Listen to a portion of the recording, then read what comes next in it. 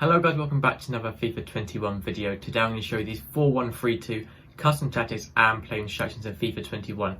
Now these custom tactics are very similar to what Tekkz uses, that is why I'm going to show you these. They're slightly modified with the play instructions, just obviously because his custom tactics and play instructions are more suited to his players, but they're pretty much very similar. So I'm going to get into the custom tactics first and then the player instructions.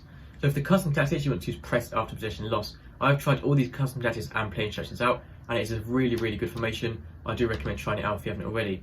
Press after possession loss is just so good.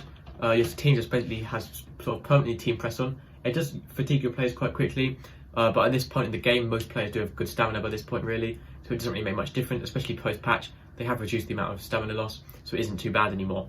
The width is 5 and then the depth is 7. The reason for 7 depth, as you can see, it's a very deep formation, so 7 depth just keeps it much higher up, and so you can win the ball back quicker and start an attack quicker.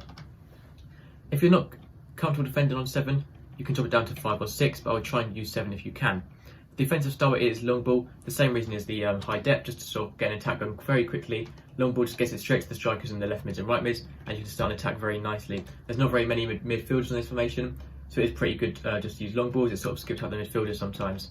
The width is 5, the players in the box is 6, just to get more players into the box to make it more attacking. The corners is on 3, and then the free kicks you can just put to 1 or 2. That's not very important. Both your strikers want to be in balanced width. Obviously, stay central is just a bit too narrow when there's 2 strikers. Balanced width just sort of gives them a bit more room to roam around and to get a free ball through.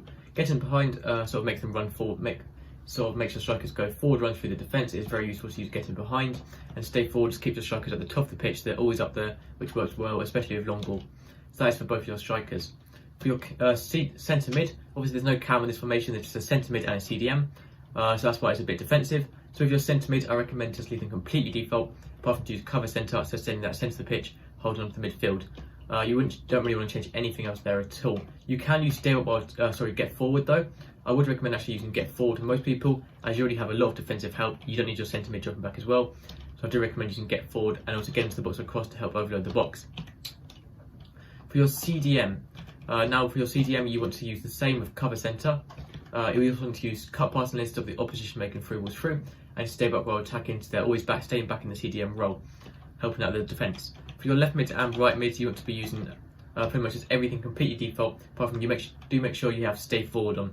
The reason for stay forward is they're not dropping back getting in the way of the fullbacks. They are quite deep already, it's left mids and right mids, so stay forward just helps them be a bit wider and a bit more attacking.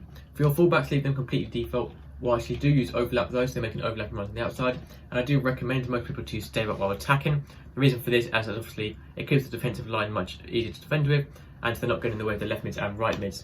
2 centre backs, leave those default. And lastly, for your goalkeeper, use counter crosses and sweeper keeper, and that's everything for this formation. If you have any questions or need help, let me know in the comments. I'll reply as quickly as possible. That is it for this video. Thank you for watching. Make sure to subscribe, and I'll see you next time. Goodbye.